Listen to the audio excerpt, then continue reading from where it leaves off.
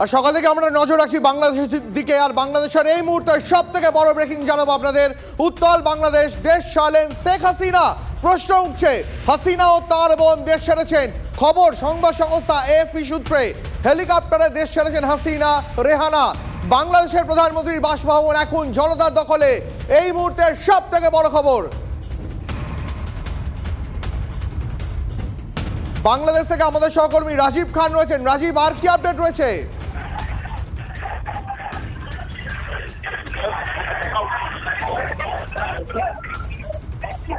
আপনাদের আরো একবার জানিয়ে রাখি, উত্তাল বাংলাদেশ, সম্ভবত দেশ ছেড়েছেন শেখ হাসিনা। হাসিনা ও তার বোন দেশ ছেড়েছেন, খবর সংবাদ সংস্থা এএফপি সূত্রে। বাংলাদেশ থেকে আমাদের প্রতিনিধি রাজীব রয়েছেন আমার সঙ্গে। রাজীব, এখনো পর্যন্ত কি খবর পাওয়া যাচ্ছে? সর্বশেষ খবর কিছুক্ষণ আগেই ছাত্র জনতা আমাদের বাংলাদেশের প্রধানমন্ত্রীর যে সরকারি বাসভবন গণভবন সেটি ইতিমধ্যেই জনগণ দখলে নিয়েছে এবং সেখানে আসবাবপত্র সহ যত মানুষ ব্যবহার্য যত রয়েছে সব সাধারণ জনতা নিয়ে বের হয়ে যাচ্ছে।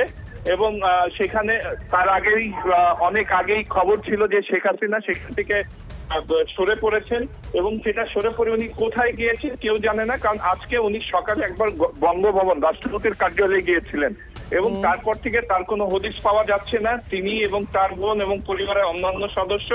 তবে অনেকেই বলছেন, কারণ কয়েকটি হেলিকপ্টার উড়ে চলে গেছে এটা দেখা গেছে, সবাই ধারণা করছেন সেই হেলিকপ্টারে উনি দেশের বাইরে কোথাও বা আশেপাশের কোনো সীমান্ত পেরিয়ে, সেটা ভারত হতে পারে বা অন্য কোথাও উনি চলে গেছেন। এটি বিভিন্ন বাংলাদেশের গণমাধ্যম এবং সামাজিক যোগাযোগ মাধ্যমে এটি দাবি করা হচ্ছে।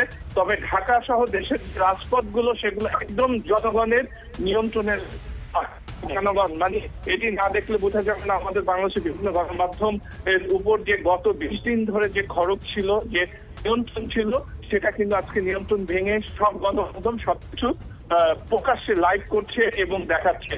তাতে দেখা যাচ্ছে যে লাখ লাখ মানুষ বিভিন্ন আওয়ামী লীগের অফিস বা অন্যান্য জায়গা সেগুলো নিয়ন্ত্রণে নিয়েছে এবং ইতিমধ্যেই সরকারের অধিকাংশ মন্ত্রী এবং নীতি নির্ধারকরা দেশ ছেড়েছেন। এটি এয়ারপোর্ট সূত্রে। কিছুক্ষণ আমি ইমিগ্রেশন যেটি রয়েছে বাংলাদেশ বিমানবন্দরে এক কর্মকর্তার সঙ্গে কথা বলছি, তিনি বলেছেন গত 2 দিন ধরে সরকারি এমপি মন্ত্রী এবং অন্যান্য নীতি নির্ধারকরা রয়েছেন, তারা এক এক করে দেশ ছেড়েছেন এবং শেষ পর্যন্ত গতকাল তো প্রকাশ্যে ছিলেন প্রধানমন্ত্রী, কিন্তু আজকে সকালে উনি বঙ্গভবনে যান প্রথমে এবং সেটা সবাই ধারণা করছে উনি, যদিও বা সরকারের পক্ষ থেকে বা বঙ্গভবন থেকে কিছু জানানো হয়নি, কিন্তু সবাই ধারণা করছেন যে উনি হয়তোবা ইস্তফা দিয়েছেন সেখানে।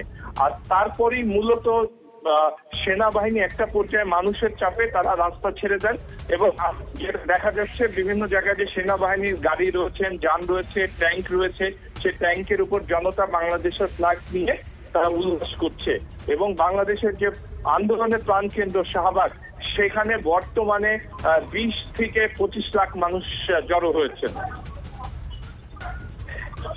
আপনাদের দেখাচ্ছি এই মুহূর্তে সেই এক্সক্লুসিভ ছবি, যে ছবির কথা বলছিলাম। দেখুন, দেশ ছাড়া ছবি, সম্ভবত সংবাদ সংস্থার সূত্রে খবর এটাই। হাসিনার দেশ ছাড়ার সেই মুহূর্তের ছবি টিভি9 বাংলার পর্দায়। শেখ হাসিনা এবং তার বোন দেশ ছেড়েছেন, খবর সংবাদ সংস্থা এএফপি সূত্রে। আর সেই মুহূর্তের এক্সক্লুসিভ ছবি শুধুমাত্র টিভি9 বাংলায়।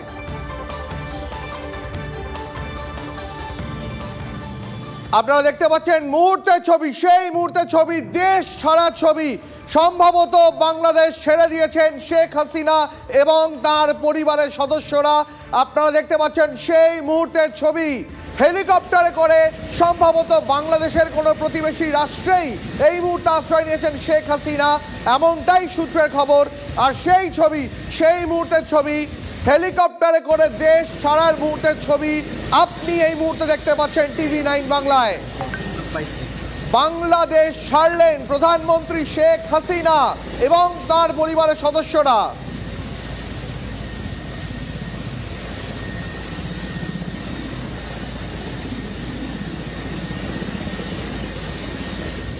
নিউজ এডিটর সৈকত বসুর সঙ্গে যোগাযোগ করেছে এই মুহূর্তে। সৈকত দা, এই মুহূর্তে আর কি খবর পাওয়া যাচ্ছে?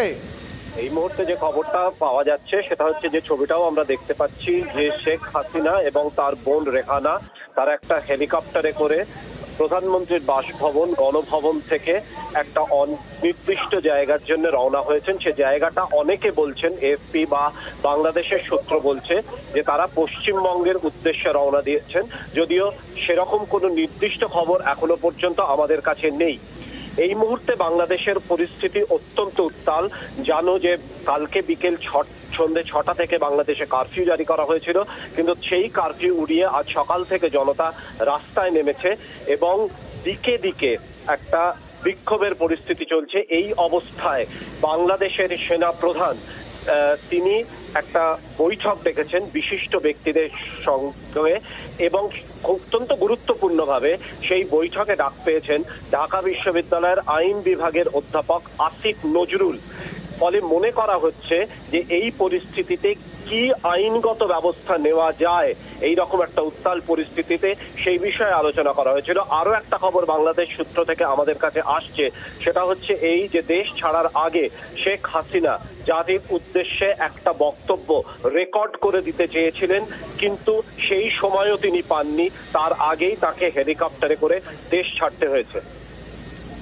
সৈকত, আমাদের সঙ্গে থাকো, তোমার কাছে আরো একবার আসবো। তবে এই মুহূর্তে আমরা যোগাযোগ করেছি আন্তর্জাতিক সম্পর্ক বিশেষজ্ঞ রাজাগোপাল বাবুর সঙ্গে।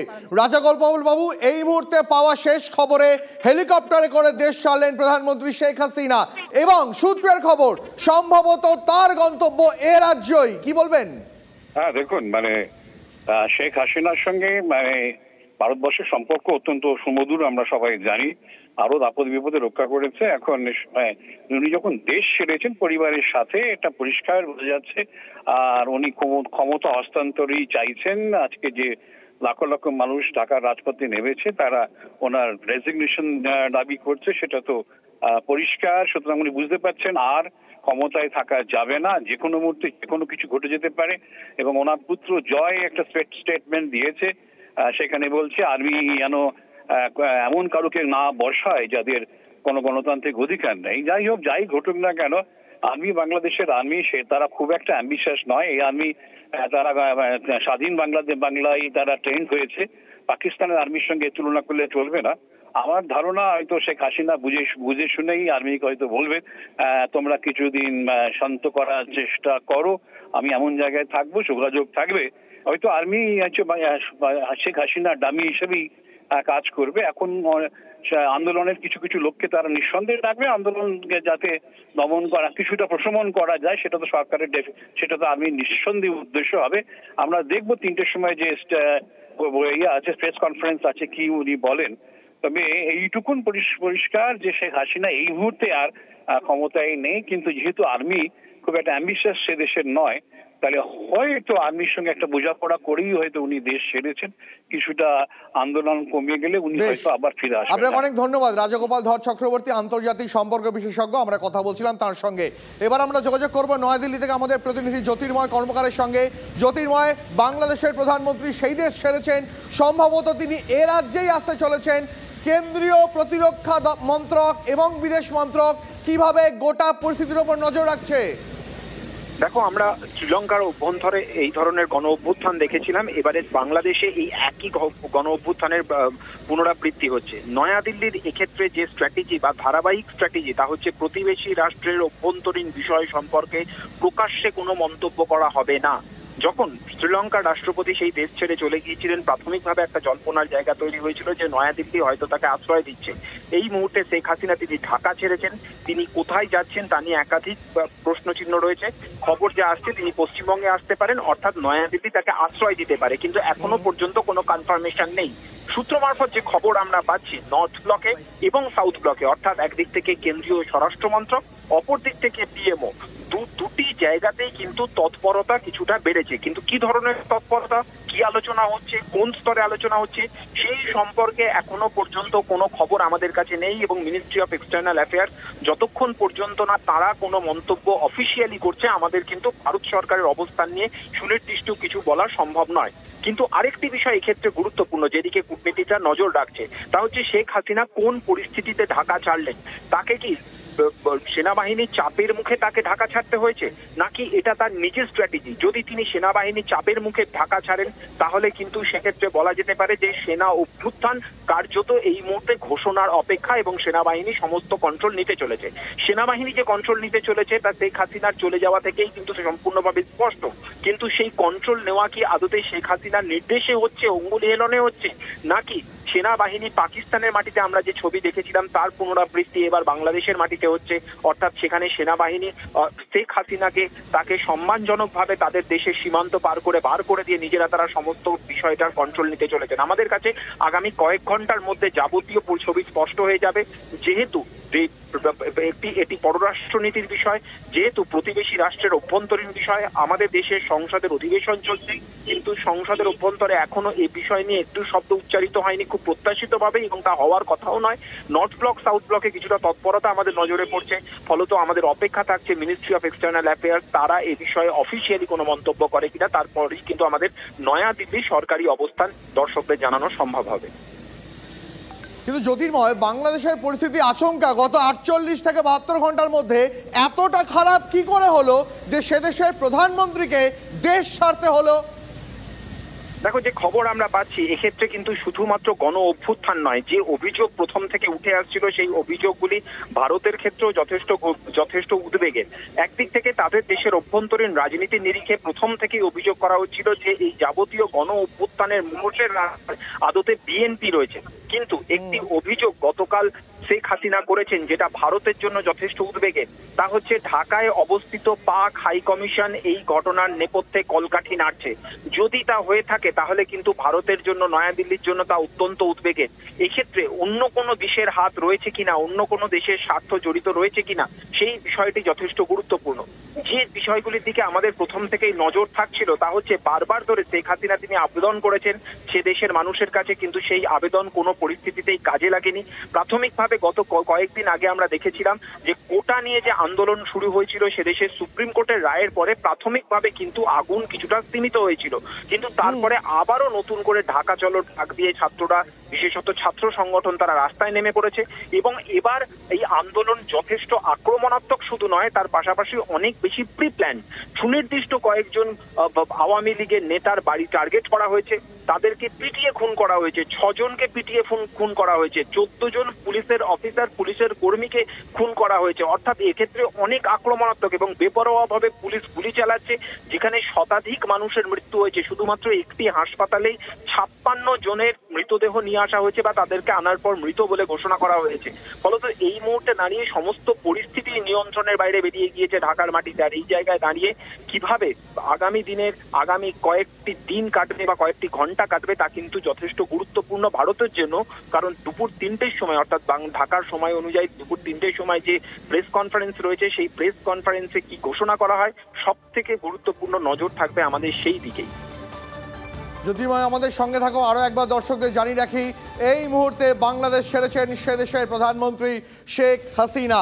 সম্ভবত সেনা প্রধানের নির্দেশে এবং তার সঙ্গে কথা বলেই দেশ ছাড়াই নিরাপদ বোধ করেছেন শেখ হাসিনা।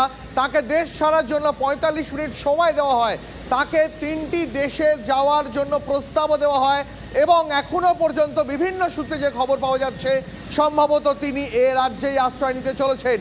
গোটা পরিস্থিতির ওপর নজর রাখছে নয়াদিল্লি। এরপর কি হয় সেদিকেই তাকিয়ে আন্তর্জাতিক মহলও। আপাতত এই মুহূর্তে সব থেকে বড় খবর, উত্তাল বাংলাদেশ। দেশ ছাড়েন শেখ হাসিনা এবং তার পরিবার। খবর সংবাদ সংস্থা এএফপি সূত্রে, যে হেলিকপ্টারে করে দেশ ছেড়েছেন হাসিনা সেই ছবি আপনি এই মুহূর্তে দেখতে পাচ্ছেন TV9 বাংলায়। বাংলাদেশের প্রধানমন্ত্রীর বাসভবন এই মুহূর্তে সে দেশের জনতার দখলে।